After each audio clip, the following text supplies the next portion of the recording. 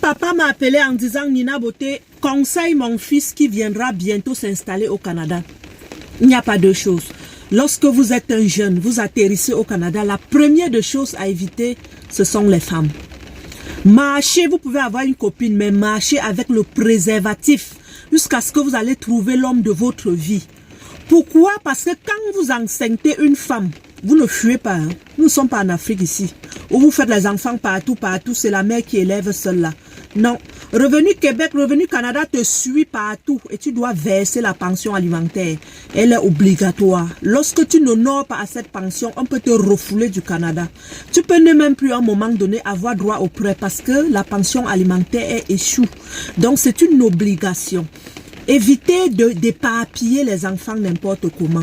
Prenez le temps, étudiez une femme et faites l'enfant avec une seule femme. Soyez fidèle à votre femme, aimez votre femme. Assistez votre femme à la cuisine. Et si jamais ça ne marche pas, ne forcez pas.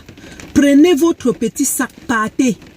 Pourquoi? Parce qu'on va vous accuser d'actes criminels. Et pourtant, c'est la femme qui t'a poussé même à gifler sa joue.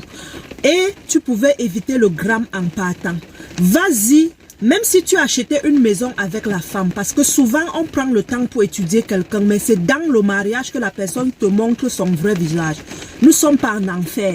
La vie est tellement belle pour vivre l'enfer sur terre. Vous comprenez? Prenez votre sac, partez. Le notaire va diviser la maison, vendre et remettre vos parts. Nous ne sommes pas en Afrique où on construit avec notre propre argent. Non.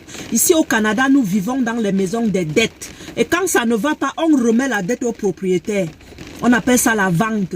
Et on divise les parts. Ceux qui disent que j'ai laissé ma femme avec la maison, elle a pris toute la maison. Personne ne prend la maison de l'un au Canada. Parce que lorsque vous signez, c'est l'acte est notarié, ok? Nous ne sommes pas en Afrique où vous allez garder le langage du village pour bluffer la famille. Non, non, non, non. Vous deviez récupérer vos parts, aller refaire votre vie. Mais n'attendez pas le drame. Donc, faites attention pour faire les enfants. Il faut calculer. Parce que veut pas, la société canadienne est au profit de la femme. Quand la femme accouche, elle a premièrement la prestation pour enfant. Hein.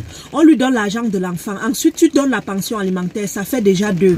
Elle peut même dire, je reste à la maison, je prends soin de moi et de mes enfants. Mais je n'encourage jamais cela parce que vous ne serez jamais riche. Vous n'aviez pas un revenu, même si on vous donne le child support et les pensions alimentaires. Allez-y travailler. Mais la société canadienne favorise plus la femme que l'homme. Ça, c'est une vérité. Moi, j'ai 5 garçons et je conseille toujours mes garçons en disant, travaillez fort, allez investir en Afrique. Vous serez mieux épanouis en Afrique qu'au Canada.